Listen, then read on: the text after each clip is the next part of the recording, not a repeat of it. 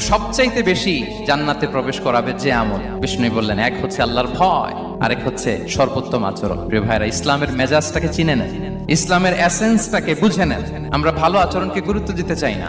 অনেক নামাজি লোক দেখবেন নামাজ পড়তে পড়তে কপালে কালো দাগ ফেলে দিছে, বাসায় বউয়ের সাথে খারাপ আচরণ করে, খিটখিটে মেজাজের, প্রতিবেশীর সাথে শুধু ঝগড়া, কলিগদের সাথে ঝগড়া, মারামারি, দুঃসম্পর্ক। এরকম আছে না? নাই বলেন, আছে না? কিন্তু নামাজি, অনেক বড় হাজি, একদিনও কোরআন তেলাওয়াত মিস হয় না।